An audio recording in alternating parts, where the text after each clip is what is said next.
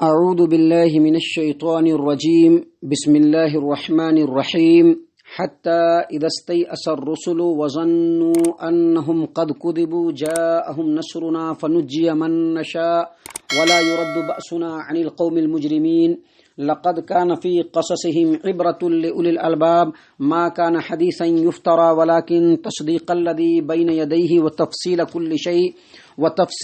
شيء وهدى ورحمة لقوم يؤمنون۔ یہاں تک کہ جب رسول مایوس ہو گئے اور لوگوں کو بھی یقین ہو گیا کہ ان سے جھوٹ بولا گیا ہے تو پیغمبروں کے پاس ہماری مدد آ گئی، پھر ہم جسے چاہیں بچا لیتے ہیں، لیکن مجرم لوگوں سے ہمارا عذاب ٹالا نہیں جا سکتا۔ ان قصوں میں عقل والوں کے لیے بہت ساری نصیحتیں اور کافی سامان عبرت ہے، اور یہ قرآن کریم کوئی ایسی باتیں نہیں جو اپنی طرف سے گھڑ لی گئی ہوں، بنا لی گئی ہوں، بلکہ یہ قرآن کریم تو اپنے پہلے سے کتابوں کی تصدیق کرتی ہے، اپنے سے پہلی کتابوں کی تصدیق کرتی ہے، اور اس قرآن کریم کے اندر ہر بات کی تفصیل موجود ہے، اور ایمان لانے والوں کے لیے یہ ہدایت ہے اور رحمت ہے۔ محترم سامعین کرام، سورہ یوسف کی آخری آیات یعنی سورہ یوسف آیت نمبر 110 اور 111، یہ دونوں آیتیں آپ کے سامنے تلاوت کی گئیں اور ان دونوں آیات کا ترجمہ بھی پیش کیا گیا۔ ان دونوں آیات میں جو پہلی آیت کریمہ ہے یعنی آیت نمبر 110، حتی اذا استیأس الرسل وظنوا انہم قد کذبوا جاءہم نصرنا فنجی من نشاء ولا يرد بأسنا عن القوم المجرمین، کہ یہاں تک کہ جب رسول مایوس ہو گئے اور لوگوں کو بھی یقین ہو گیا کہ ان سے جھوٹ بولا گیا ہے تو پیغمبروں کے پاس ہماری مدد آ گئی، پھر ہم جسے چاہتے ہیں بچا لیتے ہیں، تاہم مجرم لوگوں سے ہمارا عذاب ٹالا نہیں جا سکتا۔ اس آیت کریمہ کی تشریح میں ایک حدیث ہے جس کو امام بخاری رحمہ اللہ اپنی صحیح البخاری کتاب التفسیر باب قولہ تعالی حتی اذا استیأس الرسل، حدیث نمبر 4690/5 یعنی صحیح البخاری حدیث نمبر 4695 نمبر کی حدیث ہے۔ اس حدیث میں سیدنا عروہ بن زبیر ام المومنین عائشہ رضی اللہ عنہا سے اس آیت کریمہ کا مطلب اور اس کی تفسیر پوچھا تو انہوں نے فرمایا کہ اس کا مطلب یہ ہے کہ جب پیغمبر نے اپنی دعوت کو لوگوں کے درمیان پھیلانا شروع کیا اور جو لوگ پیغمبر پر ایمان لائے، جن لوگوں نے پیغمبر کو مانا اور ان کی تصدیق کی، اور جب ایک لمبی مدت گزرنے تک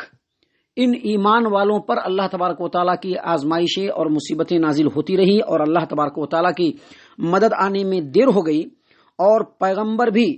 جو پیغمبر تھے وہ بھی جھٹلانے والوں کے ایمان لانے سے نا امید ہو گئے اور یہ گمان کرنے لگے کہ جو لوگ ایمان لا چکے ہیں اب وہ بھی ہمیں جھوٹا سمجھنے لگیں گے، اسی وقت اللہ تبارک و تعالیٰ کی مدد آ پہنچی۔ یہ آیت کریمہ، اس کا ترجمہ اور اس حدیث سے یہ بات ثابت ہوتی ہے کہ جب بھی کوئی رسول آئے اور ان کے اوپر جو لوگ ایمان لائے اور ان کے مقابلے میں جن لوگوں نے نبی کو جھٹلایا اور ان کی تکذیب کی،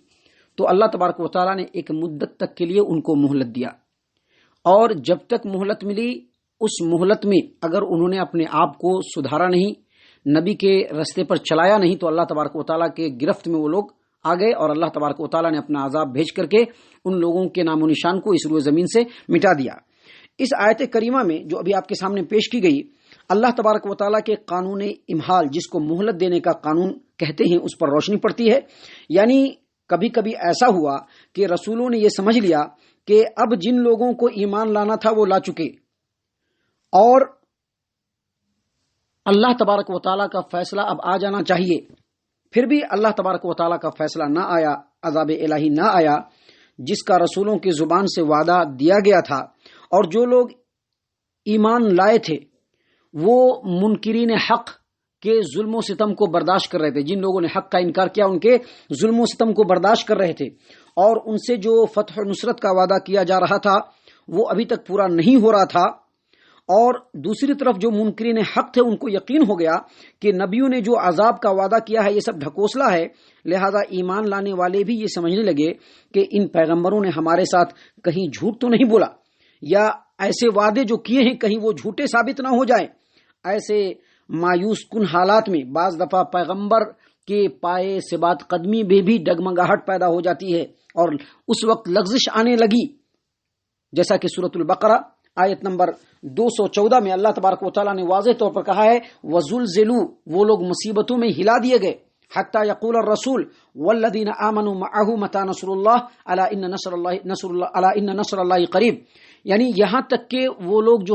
جو لوگ ایمان والے تھے، رسولوں کے ساتھ تھے، وہ لوگ مصیبتوں اور آزمائشوں میں ہلا دیے گئے، یہاں تک کہ جو پیغمبر تھے اور ان کے ساتھ جو مومن لوگ تھے یہ سب کے سب چلا اٹھے، پکار اٹھے کہ اللہ کی مدد کب آئے گی، اللہ کی مدد کب آئے گی۔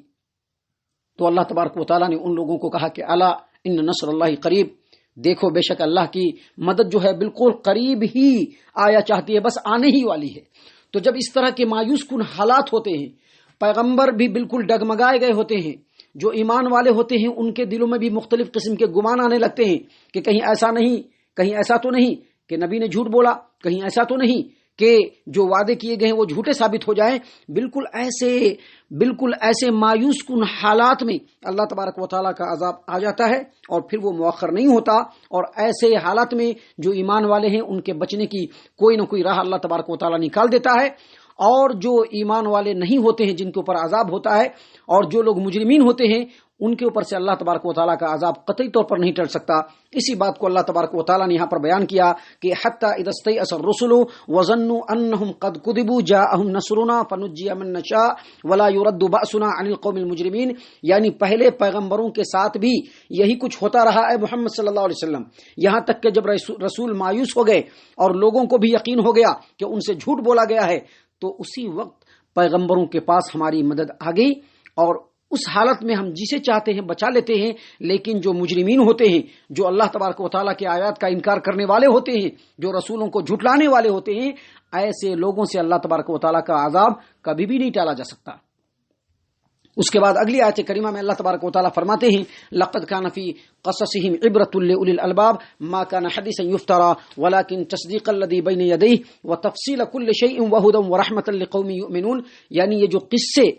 اس قرآن کریم کے اندر بیان کیے جاتے ہیں اس میں عقل مندوں کے لیے نصیحتیں ہیں، بہت سارے سامان عبرت ہیں، اور یہ قرآن کریم کو ایسی بات نہیں جو اپنی طرف سے گھڑ لی گئی ہو، بلکہ یہ جو قرآن کریم ہے اپنے سے پہلے کتابوں کی تصدیق کرتی ہے، اور اس میں ہر بات کی تفصیل موجود ہے، اور ایمان لانے والوں کے لیے یہ ہدایت بھی ہے اور رحمت بھی ہے۔ یعنی قرآن کریم کا جو موضوع ہے وہ انسانوں کی ہدایت، لہذا جن باتوں سے انسانوں کو ہدایت مل سکتی ہے ان تمام باتوں کی تفصیل اس کتاب کے اندر موجود ہے۔ اللہ تبارک و تعالیٰ نے فرمایا وَتَفْصِيلَ كُلِّ شَيْءٍ، اس قرآن کریم میں ہر بات کی تفصیل موجود ہے۔ اس کا یہ مطلب نہیں ہے کہ اس میں آپ یا ہم اگر میتھمیٹکس کی تفصیل ڈیٹیل دیکھنا چاہیں تو وہ مل جائے، اگر ہم میڈیکل سائنس کی تفصیل اور ڈیٹیل دیکھنا چاہیں تو وہ مل جائے، یا پھر جیوگرافی اور دوسری جو علوم ہیں اگر ان کی تفصیل دیکھنا چاہیں تو وہ مل جائے، ایسی بات نہیں ہے، بلکہ جن باتوں سے انسانوں کو ہدایت مل سکتی ہے وہ تمام باتیں اس کتاب کے اندر موجود ہے۔ جن نقطوں اور پوائنٹس اور نصیحت کی باتیں جس سے انسان گمراہی کے رستے کو چھوڑ کر کے ہدایت کے رستے کو اختیار کر سکتا ہے، ان تمام باتوں کی تفصیلات اس کتاب کے اندر موجود ہے۔ جو آدمی اس سے ہدایت حاصل کرنا چاہے وہ اس میں غور و فکر کرے اور اللہ کی ہدایتوں سے اپنے آپ کو راہ راست پر لگائے، اس کو تمام چیزوں کی تفصیلات مل جائے گی۔ اور ساتھ ہی ساتھ یہ بھی اللہ تبارک و تعالیٰ نے بتلایا کہ یہ جو قرآن ہے ایمان والوں کے لیے ہدایت اور رحمت ہے، یعنی یہ کتاب صرف ان لوگوں کے لیے ہدایت کا کام دیتی ہے جو یقین رکھتے ہیں، جو ایمان رکھتے ہیں، جن کا یہ یقین ہو کہ یہ جو قرآن ہے وہ اللہ تبارک و تعالیٰ کی طرف سے نازل کیا ہوا ہے، اور ان لوگوں کے لیے یہ رحمت بھی ہے۔ اب سوچئے، بغیر کسی معاوضے کے، بغیر کسی پیسے کے، بغیر کسی تکلیف کے، بغیر کسی مشقت کے، بغیر کسی اذیت کے، اگر زندگی کے ہر پہلو میں بہترین رہنمائی مل جائے تو اس انسان کے لیے وہ چیز، اس سے بڑی نعمت اور رحمت کوئی ہو ہی نہیں سکتی، اور ایمان والوں کے لیے قرآن سے بڑھ کر کے کوئی نعمت نہیں ہو سکتی کہ انسان ایک قدم چلے اس کو قرآن مل جائے۔ آپ پوری دنیا کے اندر دیکھیے، آپ صرف ایک قدم چلیں گے قرآن کریم آپ کے سامنے ہوگا اور اس سے مومن ہدایت حاصل کر سکتے ہیں، تو پھر اس سے بڑی نعمت مومن کے لیے اور کیا ہو سکتی ہے؟ اسی لیے اللہ تبارک و تعالیٰ نے کہا کہ یہ جو قرآن ہے ہدایت بھی ہے اور ساتھ ہی ساتھ رحمت بھی ہے۔ اور پھر اس آیت کریمہ کے اندر اللہ تبارک و تعالیٰ نے جو بتلایا کہ اس قرآن کریم کے اندر اللہ تبارک و تعالیٰ نے جو قصے بیان کیے ہیں وہ عقل مندوں کے لیے اس کے اندر عبرت ہے، نصیحت ہے. تو اس سے یہ پتہ چلتا ہے کہ اس قرآن کریم کے اندر جو پچھلی قوموں کے اور نبیوں اور رسولوں کے جو قصے بیان ہوئے ہیں ان میں عقل مندوں کے لیے بے شمار نصیحتوں کے پہلو ہیں جس کو اس قرآن نے سمیٹ کر کے رکھے ہیں. آپ اسی صورت کے اندر سورہ یوسف کے واقعے کو دیکھیے. سورہ یوسف میں جو یوسف علیہ السلام کا واقعہ ہے اس کے ہر مرحلے میں، ہر ٹرننگ پوائنٹ پہ، ہر آیت کریمہ میں اللہ تبارک و تعالیٰ نے مومنوں کے لیے بے شمار نصیحتیں رکھی ہیں، لوگوں کے لیے بے شمار نصیحتیں رکھی ہیں، جن نصیحتوں کی روشنی میں انسان اپنے دلوں کی دنیا بدل سکتا ہے، اپنی زندگی کے دھارے کو بدل سکتا ہے، اور جو انسان کفر و ضلالت کے گمراہ رستے میں چل رہا تھا وہ اپنے آپ کو ہدایت کے روشن شاہراہ پر لا سکتا ہے. اور یہی چیز اس بات کی دلیل ہے کہ قرآن کریم کسی انسان کی لکھی ہوئی نہیں بلکہ اللہ تبارک و تعالیٰ کا کلام ہے، اللہ تبارک و تعالیٰ کی طرف سے نازل شدہ ہے، جس میں قرون اولیٰ کے صحیح واقعات بیان کیے گئے ہیں، اور ان تاریخی واقعات اور قصوں میں بھی ہدایت اور عبرت کے بے شمار سبق کو اس کے اندر سمو دیا گیا ہے، شامل کر دیا گیا ہے. اس آیت کریمہ سے ایک بات اور سمجھ میں آتی ہے کہ یہ جو قرآن کریم ہے اس کے اندر جو نصیحتیں ہیں وہ عقل مندوں کے لیے، یعنی جو سنے اور سننے کے بعد اس پر عمل کرنے کا جذبہ اپنے دل کے اندر رکھے وہی عقل مند ہے. اب جو آدمی اس قرآن کریم کو سن رہا ہے، پڑھ رہا ہے، دیکھ رہا ہے، سمجھ رہا ہے اور اس کے باوجود اپنے طریقے سے زندگی گزار رہا ہے، قرآن کے طریقے کے مطابق اپنے آپ کو ڈھال نہیں رہا ہے، ایسے لوگ یقینی طور پر عقل مند نہیں ہو سکتے. یہ جو درس و دروس کا جو سلسلہ ہمارے سامنے چلتا ہے، جو علماء کرام بیان کرتے ہیں، یہ دراصل صرف سننے کی حد تک نہیں ہے اور سننے کی غرض سے نہیں ہے بلکہ سننے کے بعد عمل کرنا ہے. اور جو سننے کے بعد عمل کرنے کا جذبہ رکھتے ہیں اس آیت کریمہ کے مطابق وہی عقل مند ہیں. جو صرف سن کر کے اس کان سے سنتے ہیں اور دوسرے کان سے نکالتے ہیں یقینی طور پر وہ عقل مند نہیں ہو سکتے. عقل مند تو وہ ہے جو موت سے پہلے موت کی تیاری کر لے، کہ ابھی موت نہیں آئی ہے اس سے پہلے موت کی تیاری کر لیں. اور جو آدمی جھوٹی آرزوؤں اور امیدوں پر چلتا رہتا ہے کہ ہمارا رب جو ہے وہ غفور ہے، رحیم ہے، ہمارا رب جو ہے ہم کو بخش دے گا، اور اپنے مرضی سے زندگی گزارے، تو ایسا شخص جو ہے اور ایسے لوگ جو ہیں وہ یقینی طور پر بیوقوف ہیں. اللہ تبارک و تعالیٰ سے دعا ہے کہ اللہ تبارک و تعالیٰ ہم تمام کو اس قرآن کریم کے اوپر غور و فکر اور تدبر کرنے کی توفیق عنایت فرمائے. جو باتیں ہمارے سامنے درس قرآن میں بیان کی جاتی ہیں اللہ تبارک و تعالیٰ ان باتوں کے اوپر غور و فکر اور تدبر کرنے والا بنائے. ہم تمام کو صحیح معنوں میں مومن اور مسلمان بنائے، جنت الفردوس میں جگہ عطا فرمائے. اے اللہ ہم تمام کو جہنم سے پناہ دے. اے رب العالمین ہم تمام کو جہنم سے پناہ دے. اے مالک الملک ہم تمام کو جہنم سے پناہ دے. آمین یا رب العالمین. وما علینا الا البلاغ المبین.